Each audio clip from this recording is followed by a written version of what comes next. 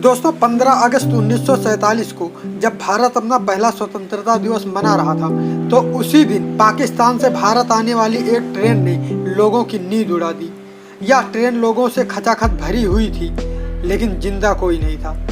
इस ट्रेन के ड्राइवर और गार्ड को छोड़कर सभी की हत्या कर दी गई थी और ट्रेन के अंतिम डिब्बे पर चिपकाए हुए कुछ पर्चों पर लिखा हुआ था, ये तोहफा है पटेल और नेहरू के लिए आज़ादी का। और इसी के साथ शुरू होता है कभी न भरने वाला जख्म का खूनी संघर्ष। आइए जानते हैं इससे संबंधित कुछ अनसुनी बातें। इससे पहले आप वीडियो को लाइक कर दें और अगर अभी तक आपने मेरे यूट्यूब चैनल को सब्सक्राइब नहीं किया है तो प्लीज़ सब्सक्राइब करके बेल आइकन जरूर प्रेस करें, जिससे ऐसे ही नॉलेजफुल वीडियो आप तक पहुंचते रहे। दोस्तों ये बात है 15 अगस्त 1947 की, जहां हमें हमारे 200 वर्षों के इंतजार का फल आज़ादी के रूप में दे गया, तो वहीं एक जख्म भी दे गया जो कभी नहीं भरेगा। और ये जख्म जहां अंग्रेजों की साजिश थी बंटवारे के रूप में, तो दूसरी ओर राजनीतिक वर्चस्व का भी था जो प्रधानमंत्री की कुर्सी की थी। एक तरफ जवाहरलाल नेहरू थे जिन्हें पहले ही प्रधानमंत्री बनाने के लिए महात्मा गांधी जी वचन दे चुके थे, तो दूसरी तरफ थे मोहम्मद अली जिन्ना जो मुस्लिमों का रहनुमा बने हुए थे। 6 अगस्त और 9 अगस्त 1945 को जापान के दो शहरों हिरोशिमा और नागासाकी पर अमेरिका के द्वारा गिराए गए परमाणु बम ने द्वितीय विश्व युद्ध का रुख ही बदल दिया था और मित्र देशों को जीत मिला। इसके बाद ब्रिटेन में होने वाले चुनाव में क्लीमेंट एटली की लेबर पार्टी ने घोषणा कर दिया कि अगर उनकी पार्टी सत्ता में आई तो भारत को आज़ाद कर दिया जाएगा। चुनाव का नतीजा लेबर पार्टी के पक्ष में आया और भारत के आज़ादी की रूपरेखा का निर्धारण करने का जिम्मा द्वितीय विश्व युद्ध में मित्र देशों की सेना का नेतृत्व कर चुके लॉर्ड माउंटबेटन को सौंपी गई और भारत को स्वतंत्र करने का समय 3 जून 1948 निर्धारित किया गया। इसके पूर्व भी जिन्ना को इस बात का अंदेशा हो गया था कि भारत के आज़ाद होने के बाद उनका राजनीतिक वर्चस्व खत्म हो जाएगा।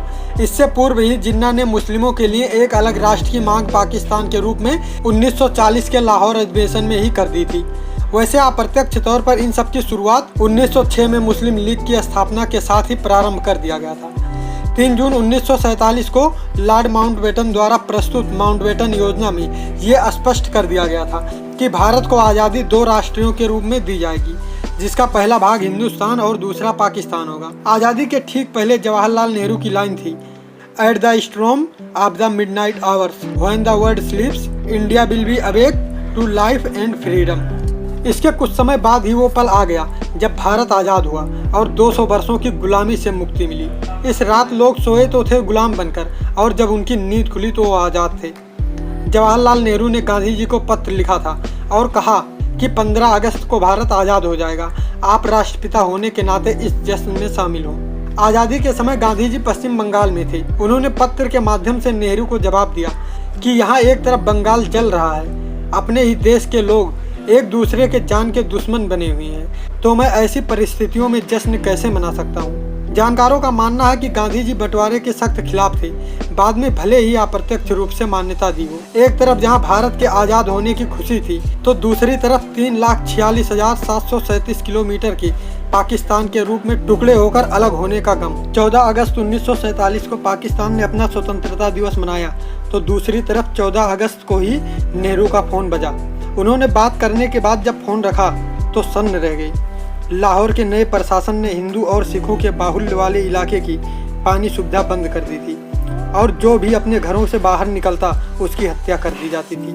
यह सिलसिला 8 अगस्त 1947 को पाकिस्तान के जलालाबाद में 74 सिखों की हत्या से ही शुरू हो गया था और इसके बाद अमृतसर में 60 मुस्लिमों की हत्या कर दी गई। 1947 में अगस्त माह की पहली सप्ताह में अमृतसर की सड़कें बेगुनाहों की खून से लाल हो गई थी। इसके बाद की स्थिति और भी विभत्स होती जा रही थी। सबसे दर्दनाक घटना 15 अगस्त को घटी। इस दिन पाकिस्तान से भारत लोगों से भरी हुई जो ट्रेन आई उसमें कोई भी जीवित नहीं था और उस ट्रेन के अंतिम डिब्बे पर चिपकाए हुए कुछ पर्चों पर लिखा था कि ये तोहफा है पटेल और नेहरू को आज़ादी की।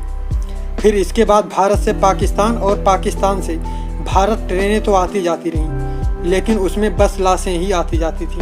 ये नज़ारा हमने भले ही ना देखा हो, लेकिन जिन्होंने इसे देखा था उस घटना को याद करते हुए उनकी आंखें नम हो जाती हैं। ये बंटवारा और आज़ादी जहां नेताओं के लिए एक अवसर था और अपने अपने घरों में बैठे हुए लोगों के लिए जश्न, तो वहीं भारत और पाकिस्तान की सड़कों पर तड़पते हुए करोड़ों लोगों जिनमें बच्चे और महिलाएं भी शामिल थीं, के लिए किसी दर्दनाक पल से कम नहीं था। और उनके मुंह से निकला ही होगा कि ऐसी आज़ादी क्यों या किस काम की। भारत और पाकिस्तान की इस बॉर्डर को रेड क्लिफ के नाम से जाना जाता है। रेड क्लिफ ब्रिटेन का एक वकील था जो भारत की आज़ादी के चंद दिनों पहले ही भारत आया था। भारत और पाकिस्तान के बंटवारे का जिम्मा लेकर जिसे भारत और पाकिस्तान की न तो भौगोलिक परिस्थिति का कोई अनुभव था और न ही सांस्कृतिक। एक अनुमान के मुताबिक इस बंटवारे से लगभग 2 करोड़ लोग प्रभावित हुए थे और लाखों निर्दोषों की बड़ी ही बेरहमी से हत्या कर दी गई थी। इस बंटवारे से सबसे ज़्यादा महिलाएं प्रभावित हुई थी। ऐसा माना जाता है कि लगभग 90,000 से अधिक महिलाओं का अपहरण, हत्या और बलात्कार जैसी जघन्य अपराधों के लिए हुआ था। जबरन शादी और गुलामी का जख्म सबसे ज़्यादा महिलाओं के हिस्से में ही आया था। ये वो आज़ादी कभी नहीं हो सकती जिसके लिए हमारे वीर स्वतंत्रता सेनानियों ने हंसते हंसते फांसी के फंदे को चूम लिया था। ये वो आज़ादी कभी नहीं हो सकती जिसके लिए खुदीराम बोस जी ने मात्र 18 वर्ष की आयु में फांसी के फंदे पर झूल गए थे और अशफाक उल्लाह, चंद्रशेखर आज़ाद, भगत सिंह और जाने कितने क्रांतिकारियों ने हंसते हंसते मौत को गले लगा लिया था। ये अच्छा हुआ था कि ये क्रांतिवीर ये दिन देखने के पहले ही शहीद हो गए थे। अगर जिंदा होते तो उनका भी दिल दहल जाता और उनके भी दिल से एक बार आवाज़ जरूर आती कि ऐसी आज़ादी किस काम की। दोस्तों, इस विषय में आप लोगों का पॉइंट ऑफ व्यू क्या है, कमेंट सेक्शन में ज़रूर बताएं। और जानकारी अच्छी लगी हो तो प्लीज़ वीडियो को लाइक कर दें। और अगर अभी तक आपने मेरे यूट्यूब चैनल को सब्सक्राइब नहीं किया है तो प्लीज़ सब्सक्राइब करके बेल आइकन ज़रूर प्रेस करें। जय हिंद।